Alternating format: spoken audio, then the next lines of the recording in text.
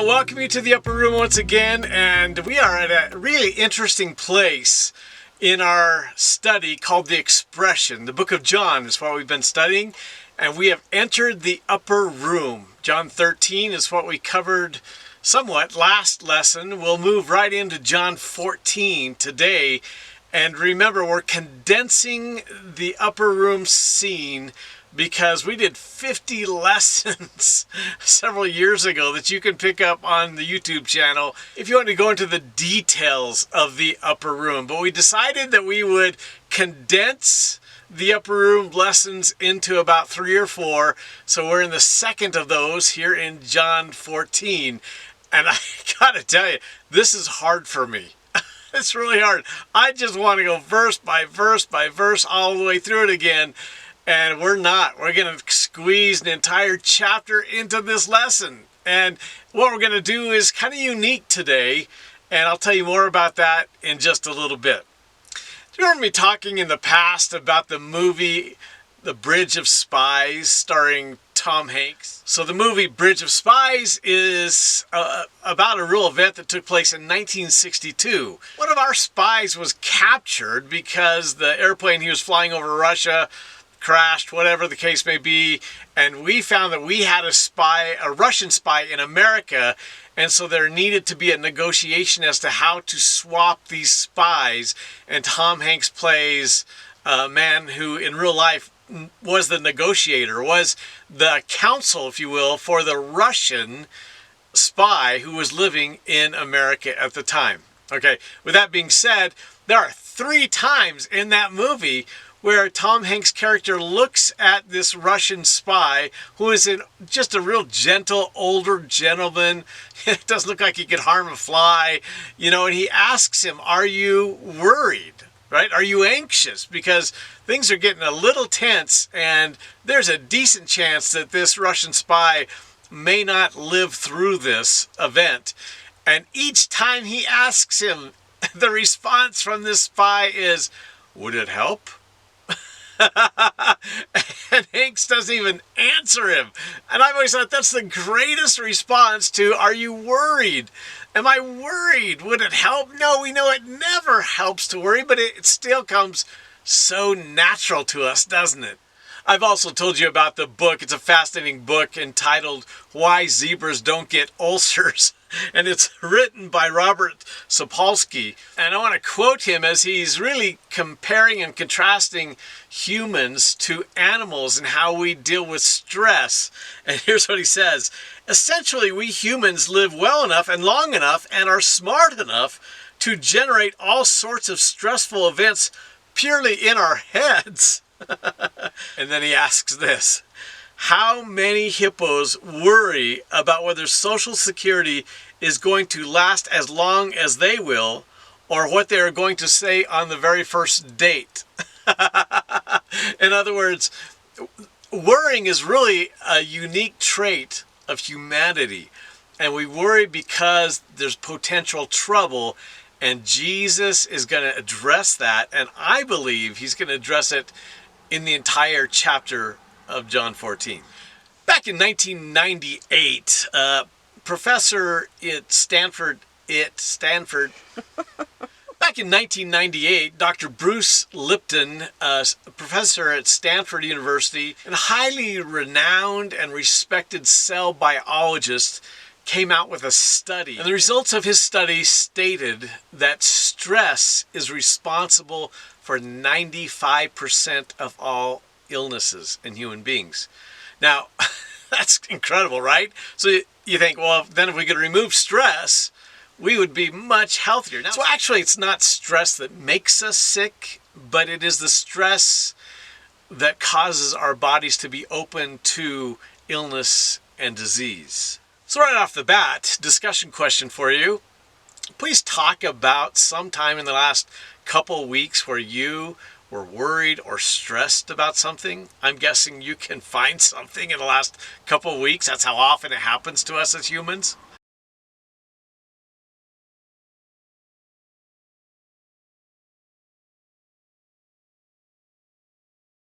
In Jonathan Haidt's recent book, The Anxious Generation, he has studied those who were born after 1995. That's commonly referred to as Gen Z. He gives ample evidence that that generation, that group of people, are really in trouble. And his reference point and his study has found that it is technology that has brought them to the brink. The interesting thing is, I know he just studied that group of people, but I think what he found can be true of many or most of us in our current culture. Let me quote him when he says, "This generation became the first generation in history to go through puberty with a portal in their pockets." That's a mouthful of peas, isn't it? With a portal in their pockets, talking about cell phones, smartphones, that called them away from the people nearby and into an alternative universe that was exciting, addictive, unstable, and unsuitable. I think you could probably add to that unsustainable as well. In other words, technology has promised us real life, and it's convinced many of us that that is what real life now is about. Boy, we won't even get into the AI debate and where our lives are going with that. But let me shed some light on what he has discovered has taken place since 2010, basically. Depression amongst girls has risen by 145%, while depression amongst boys has risen by 161%. 2/3 of college students report having anxiety over half the time. Can you imagine? Half of your life you're anxious. Emergency room visits for self-harm for girls is up 188%. Emergency room visits for self-harm for boys is up 48%. Suicide rates amongst girls has increased 167%. And amongst boys, it's increased 91%. These are numbers that have never been seen in our world as far as we know. So all this technology that we're so proud of and that we're so addicted to and we think has made our lives better, the real numbers say it's a disaster and we're in big trouble. So in summary, there has been a tidal wave of depression and anxiety and self-harm and suicide in just the last 10 to 15 years amongst Gen Zers. But I think those numbers would bear themselves out in any group. I believe all age groups are addicted to technology, which promises once again real life and happiness, but is delivering just the opposite. It is delivering trouble. So you're wondering, Steve, what does this have to do with John 14? Well, I'd have to agree with you that the disciples did not have iPhones in their tunics. I know that. But there was something else going on that has raised their anxiety level, has raised their stress level, if you will. And there is great trouble on the horizon for them, and they all seem to know it. And we pick this up in the upper room. Jesus has washed their feet. They've had a meal, and now he is teaching them something that is filled with promises and reassurances that actually rippled down through 2,000 years to even us. And we know that because of what he prayed in John chapter 17. Yes, this applied directly to the disciples on this Thursday night, the night before he'll be crucified, which is really ironic. You would think that it would be the disciples bringing comfort to Jesus because he has already told them what's about to happen. But that's not going on. The disciples are not trying to comfort Jesus. Jesus, the one who will be falsely arrested and tried and beaten and crucified, is comforting them. What does that tell you about Jesus? I don't think there's actually a word in the Greek language for stress. There is a word we're going to come upon that I think, though, is the same basic word. And it's the word trouble, tarasso. And we're going to delve into that just a little bit. Now again, why the stress? Why the anxiety? Why all the fear for these disciples? Well, Jesus has said now plainly that he will be crucified. He has said, I will be lifted up. And so when he said, I will be lifted up, I'm about to be lifted up, that meant crucifixion. They all knew that. Things have not turned out as these disciples thought they would, because they thought when they came in on Monday, I believe it was, to Jerusalem with 100,000 or more people chanting, Hosanna, you're going to save us. They thought they were on the verge of being with Jesus in a mission to destroy Rome and to reign over Israel. That's what was on their mind, and now all of a sudden, things have gotten really strange and scary. He cleanses the temple again, which made them certainly scratch their heads. What's this about? He's not attacking Rome, he's attacking our own system. And now I want to show you in chapter 13, we didn't have the chance to cover that because we're condensing this. Verse 31 of 13, as soon as Judas left the room, Jesus said, the time has come. Remember how many times he said, it is not yet my time? Now he says the time, the moment is here. The Son of Man is going to enter his glory and God will be glorified because of him. Verse 33, dear children, he says to the disciples, I will be with you only a little longer. We're almost done. And as I told the Jewish leaders, you will search for me, but you can't come where I am going. This has instilled within the disciples incredible fear and trepidation, trouble, if you will. Stress, as we would call it today. Now, before we get into chapter 14, I want to jump to the end of the discourse in the upper room. So as Jesus kind of reviews what he's been saying, we go forward to John 16, verse 33. I have told you these things, the things we're going to start to read, so that in me you may have peace. You may have peace. That's why I'm telling you this. In this world, you will have trouble. There's that prediction. Has it come true?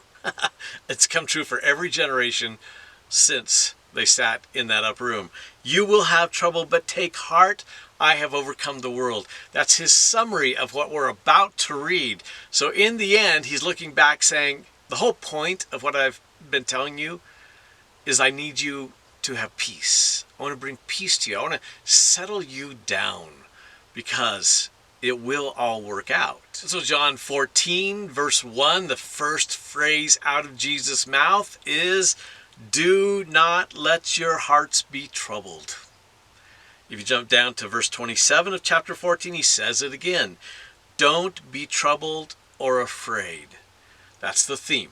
I'll be honest, I've never seen this entire chapter the way I see it now, because he sets the table with, don't be troubled. Later on, he'll say, again, I tell you, don't be troubled. What Jesus desires that they experience is total peace. It's kind of like what David wrote about in Psalm 16:9. I keep my eyes always on the Lord. With him at my right hand, I will not be shaken. No wonder my heart is glad and I rejoice. My body rests in safety. My body rests in safety. Well, Jesus says, don't let your heart and mind be troubled.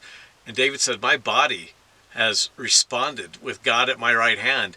This is really what Jesus has in mind for those disciples and for us. I think we've established that we need the same antidote to what's going on in the world today. I already mentioned that the word troubled, don't let your heart be troubled. It's the word tarasso, and it literally means agitated, stirred, disturbed, terrified, confused. That to me looks like stress. When we're under stress, we are just agitated, we're confused, right? We're fearful sometimes. So what he says here, again, applies to us as well. Of course, this is not the first time that Jesus has looked upon humanity and understood our situation. In Matthew chapter 9, verse 35, we've read this before, I'll read it again. Jesus traveled through all the towns and villages of that area, teaching in the synagogues and announcing the good news about the kingdom. And he healed every kind of disease and illness. It's all good, right? Everything's good. Verse 36, when he saw the crowds, he had compassion on them because they were confused and helpless like sheep without a shepherd. Confused and helpless. Tarasso, they are stressed and they don't know where to turn. And so that's why he has compassion for them, and he has compassion for the disciples in the upper room, for what they're about to experience, and he has compassion on us 2,000 years later. Now I'm trying to imagine what it would be like to be in the upper room, and when Jesus says, "Do not let your hearts be troubled," I think there was a pause there. And in that pause, if you could look around the room, I think the faces of the disciples, they don't say anything apparently in this moment, but the faces of the disciples had to be expressing how.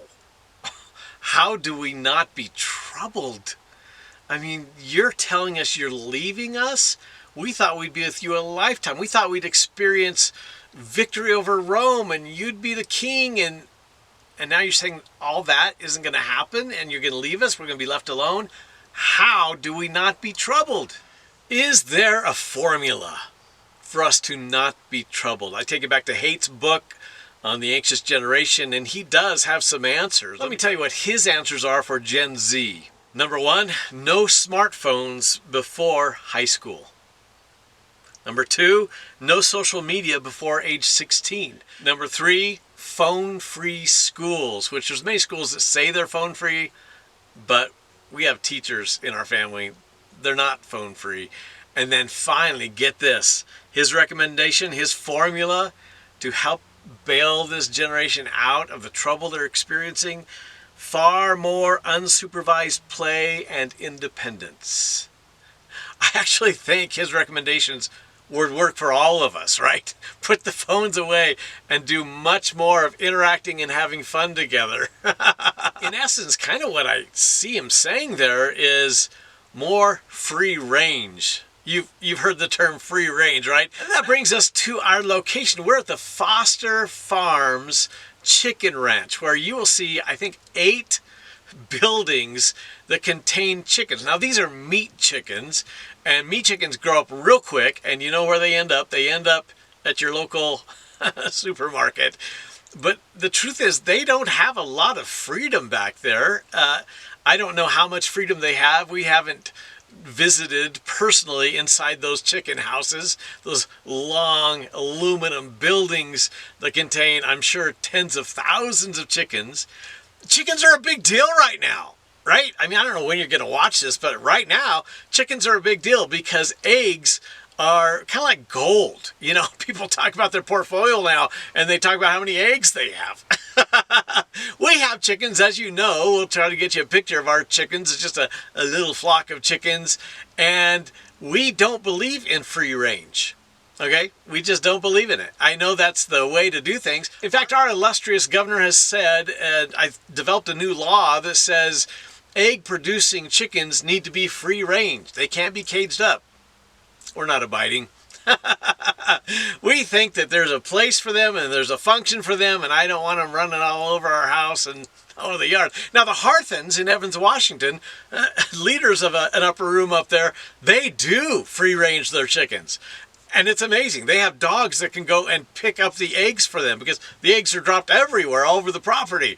Now, see, we don't have the dogs to do that because we don't want dogs. Okay, so all that being said, this phrase, this terminology, this idea of free range means, I believe, from what I can tell, it means they have the freedom to live stress-free lives.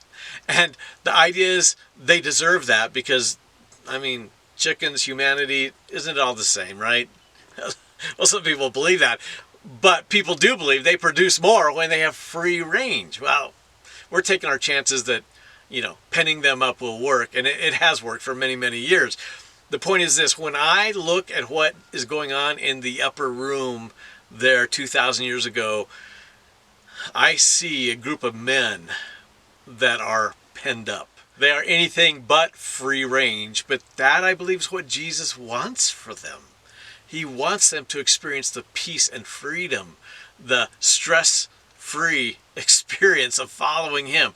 Again, does that mean there's no trouble in following him? Of course there's trouble. We just read that. There will be trouble, but how we deal with the trouble is the key between living a free-range life and living a penned-up life. And the truth is, our chickens don't know they're penned up. All right, they're in a house, and then Caleb opens the house door, and they can run around a little bit, but it's not a huge area, so they think that's freedom. We know That's not really freedom.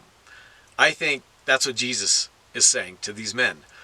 You think that you have freedom. You don't have freedom yet, but you will. And I'm going to give you a formula by which that can be done. Now you might be saying, Steve, I think you're kind of going out on a limb here with this free range living and following Jesus, right?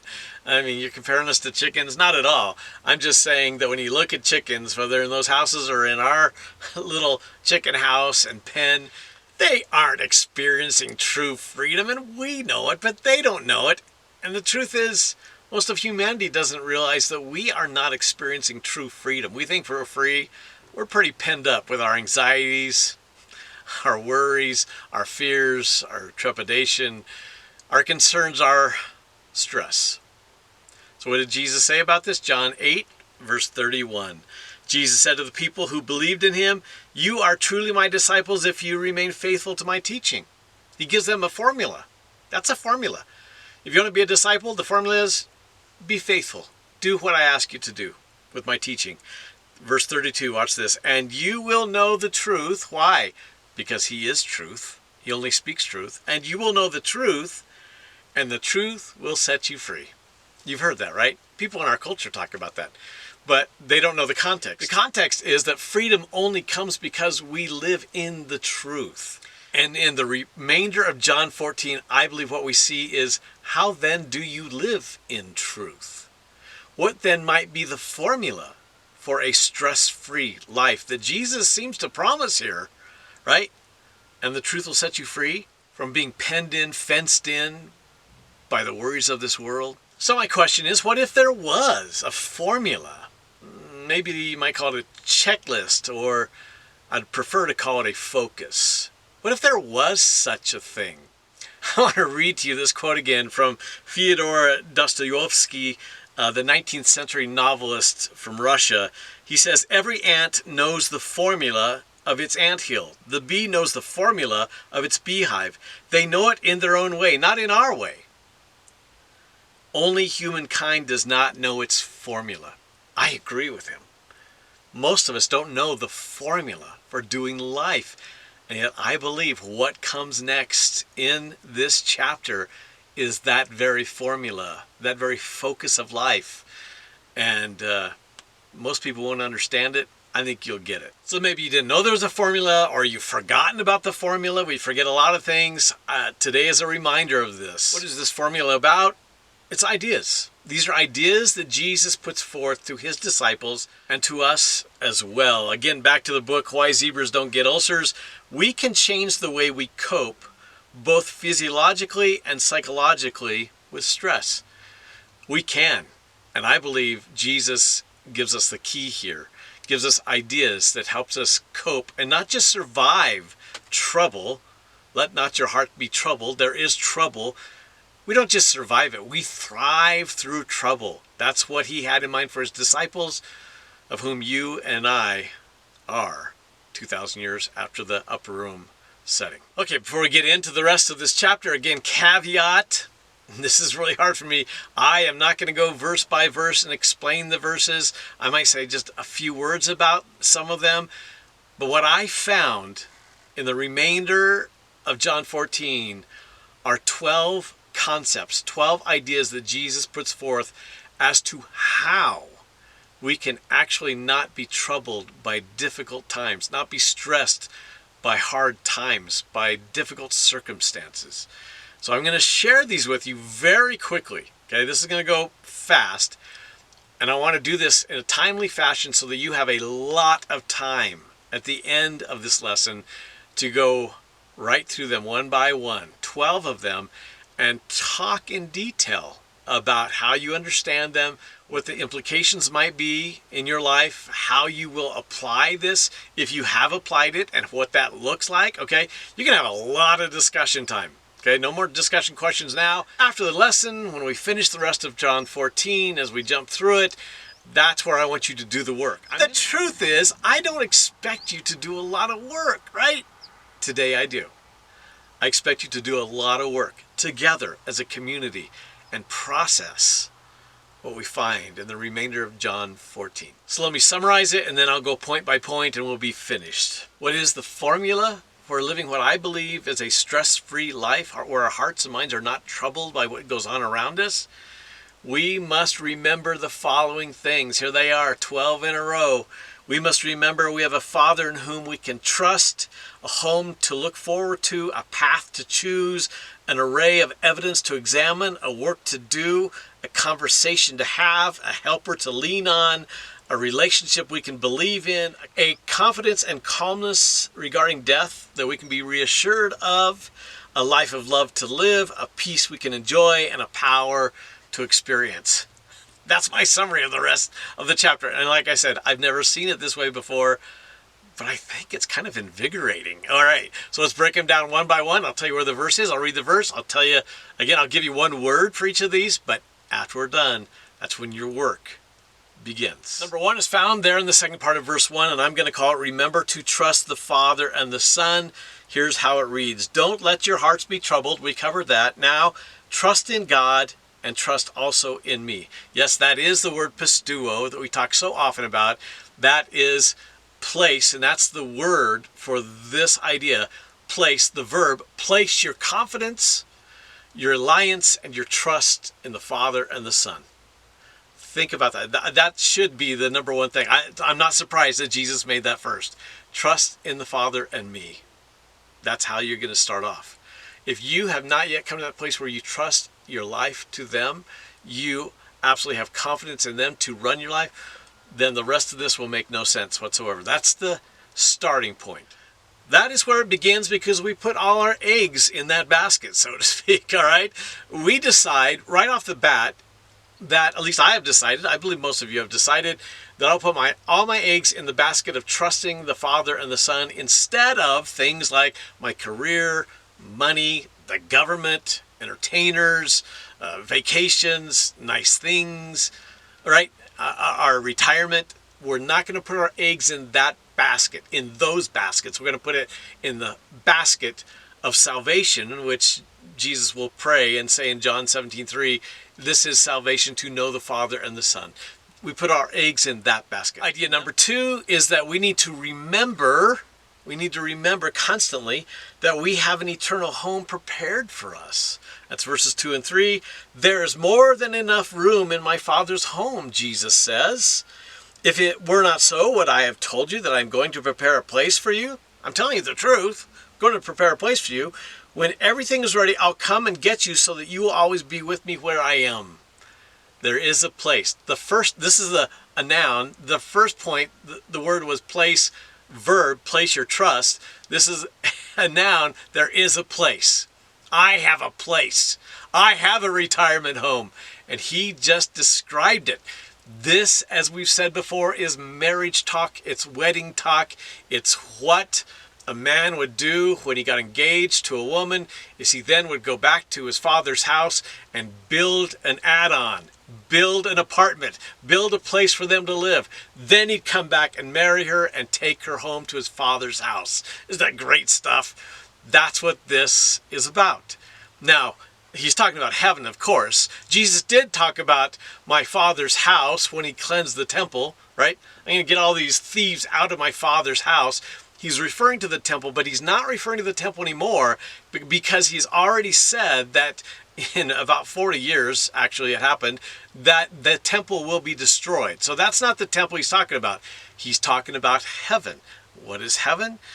Your leader has the references, but heaven is called a country for its vastness. It's called a city for its immense amount of people. It's called a city. It's called a country. It's called a kingdom because there is a king of heaven.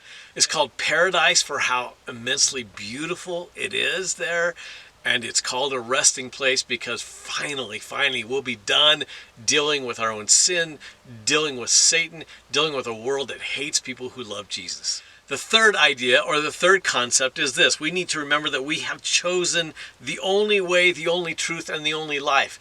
The word here, I'll give you two words actually. It could be path, but I like the word portal, okay? The word portal. We have placed our trust, we have a place we're going, and the portal is Jesus himself. That is the entrance. And this, of course, I know we spent at least one lesson on this years ago. But Jesus really is the only way. This is how we came to choose the numbers for our YouTube channel. 146 verse 6 says this: I am the way, the truth, and the life. No one comes to the Father except through me. If you had really known me, you would know who my Father is. From now on, you do know him and have seen him. The portal is to know Jesus. And in knowing Jesus, you know the Father. That's the entrance into eternal life. I need to remember in times of difficulty and stress, I have a portal I have chosen. That's a done deal. Idea or concept number 4 that we come upon is this: remember the evidence of what the Father and Son have done. You can use the word proof here. Remember the proof that's there. Verse 11, just believe that I am in the Father and the Father is in me, or at least believe because of the work you have seen me do. Okay, that is the proof. If you're not sure about the work Jesus did, that is the proof that I have every reason to be calm, because he proved the power he has in life, and I have access to that power. Okay, so the proof is there, and in moments where I'm starting to feel stress and I'm focused on the trouble, I need to go back to the evidence of Jesus, who he is, what he did, the reliability of God's word. So idea or concept number 5 is to remember to focus. That's what all these are about. It's about, where's your focus? Focus on the work. Now, not the work that Jesus has done, but watch what it says in verse 12. I tell you the truth, anyone who believes in me will do the same works I have done, and even greater works, because I'm going to be with the Father. Jump down to verse 31 again. But I will do what the Father requires of me, so that the world will know that I love the Father. So the idea is for us to focus on the work the Father has for us and to be obedient to that. And so the word, if you're looking for a word for this idea, it is purpose. When I see the walls beginning to close in on me, I need to focus on the work he has for me. And by that, the world will know how much I love the Father, just as Jesus said of himself. Idea or concept number 6 is remember that we can ask anything of Jesus. We find this in verses 13 and 14. You can ask for anything in my name and I will do it, so that the Son can bring glory to the Father. Yes, ask for anything in my name and I will do it. We're going to call this plea. When you make a plea, you can ask for anything. Of course, it needs to be of his will, of what's best for his kingdom. But he said, I'll do it. I'm all in. If you want to do my will, my kingdom, I'm all in. And guess what? When things are getting tough in my life, I need to start asking him for his will and how I can understand what it is, what I can do. Ask anything in his name. Idea or concept number 7 is to remember that we have the divine helper. I know we have spent many lessons on this again, so I'll just summarize it, verses 15 through 17. If you love me, obey my commandments, and I will ask the Father, and he'll give you another advocate. That word, and it's the word for this idea, paraclete, okay? An advocate, someone who will come alongside you, who is God, and he'll never leave you. He is the Holy Spirit who leads us into all truth.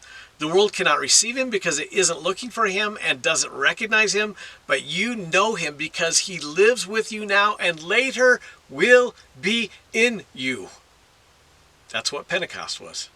The Holy Spirit took up residence inside of them. He is inside of those of us who have trusted him with our lives and committed ourselves to live for him and not ourselves. He lives in us. He has come alongside us. He is the great teacher. He's the great counselor. He's the great comforter. He is the great guide who shows us how to live. Okay, so paraclete is the word for the idea that we have help in this. Isn't that a great concept that I need to be remembering when the walls are closing in? And then if you jump down to verse 26, but when the Father sends the advocate, same word, as my representative, that is the Holy Spirit, he will teach you everything and will remind you of everything I have told you. He'll teach us. He'll remind us. We can't do life without him. Idea number 8 I find in this chapter is to remember that we are his adopted child. Verse 18, no, I will not abandon you, he says to them and to us. I will not abandon you as orphans. I will come to you. The word there is parent. He is the perfect parent. We all have had parents, some good, some bad, some okay. He's the perfect parent. He has adopted us. And when we are in need, he comes to us. Idea number 9, concept number 9 is that we remember that Jesus conquered death. How important is that? Because one of the things we stress over is how long our lives will last and how we will die and what will happen. For this, we find it in verse 19 and 20. Soon the world will no longer see me, but you will see me. Since I live, you also will live. When I am raised from the dead, not I hope to be raised from the dead, I'm planning on being raised. When I will be raised from the dead, I will conquer death. You will know that I am in the Father and you are in me and I am in you. We need to remember that Jesus conquered death, and that results in a relationship where we are in him and he is in us. I've got a funny word for this one. You ready for it? It's phlegm. Phlegm. Phlegm isn't just what you cough up in your throat. The word can actually mean calm, confident. We are to have a calmness and a confidence about us when it comes to the idea of death because he has conquered death. Idea or concept number 10 can be known as the word passion, and it is this: remember that we are loved. That love of God is passionate. It's not that it's emotional, it's so passionate that it brings meaning to our lives, and he puts us in a place of such value. And we find this in verses 21 through 23. Here we go. Those who accept my commandments and obey them are the ones who love me. And because they love me, my Father will love them. And I will love them and reveal myself to each of them. Judas, not Judas Iscariot, but the other disciple named Judas, said, Lord, why are you going to reveal yourself only to us and not to the world at large? Jesus replied, all who love me will do what I say. My Father will love them, and we will come and make our home with each of them. Isn't that interesting that Judas, the other Judas, is saying, wait a minute, why are you focused on us? Jesus responds to Judas's question with no answer other than, trust me, because we love you, we will make our home with you. Passionate about me, passionate about you. God is passionate about us. I need to remember that when I think everything's falling apart in my world. Now, the 11th idea that we're to focus on, the concept we should focus on here if we're to live that stress-free life, that don't let your heart be troubled kind of life, that free-range life we've talked about. Number 11 is remember that we have the gift of peace of mind. So, of course, the word is peace. We find it in verse 27. I am leaving you with a gift, peace of mind and heart. And the peace I give is a gift the world cannot give. So don't be worried or troubled or afraid. You don't need to live that life that everybody else is living because I'm giving you a gift. Remember you have this gift, the gift of peace of heart and mind. And of course, that is exactly what's missing in most of our lives, is peace. This sense that it's all fine because of who's in charge. Not because this isn't a crazy world, and not because I'm not a fallen person that struggles, but because of him and the peace, the gift of peace he gives us. And finally, to number 12, the idea, the concept that can lead us into this kind of life we're talking about, that Jesus has for his disciples and for us, is to remember that the enemy is powerless over Jesus and thus us as well. Verse 30, I don't have much more time to talk to you. How true is that? I mean, he's down to minutes now. I don't have much more time to talk to you. So what's the last thing he's going to say to them? Listen to this. The ruler of the world approaches. The ruler of the world. That old hymn, this is my Father's world. Jesus didn't sing that hymn. He didn't believe that. This world belongs to the ruler of this world, and he says, he's coming for me. Do you think he's scared? Listen to how this verse ends. He has no power over me. And later we'll read that he who is in us is greater than he who is in the world.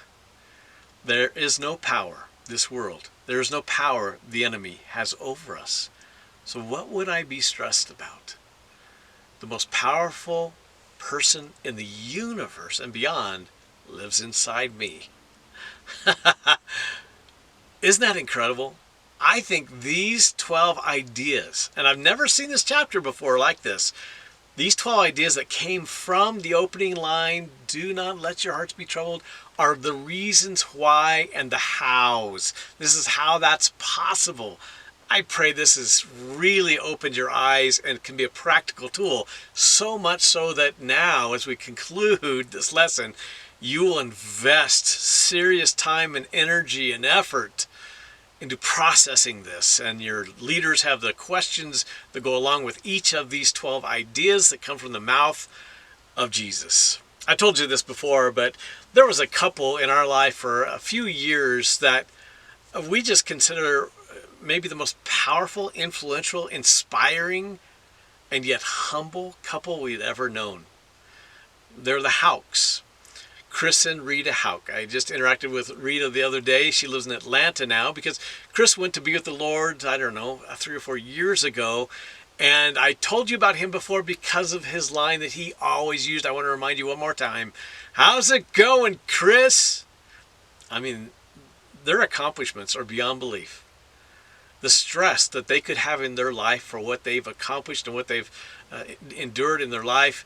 And yet, every time I ask Chris that question, and anybody else asked, his answer, too blessed to be stressed. Too blessed to be stressed. That's what I read in John 14. How blessed are we? Why would we be stressed about the difficulties of this life? Our tendency is to worry and be anxious and distraught and focus on the troubles of life. Jesus gives us right here in John 14 the other way to look at life. Isn't it beautiful? Thanks for joining us here from all these chickens. I can't even imagine what it smells like in there. But chickens are important, and free-range chickens, I don't know. They're not really free-range. There's still limits for them. There's no limits for us. We're not chickens. Love you guys. Thanks for joining us today. God bless you.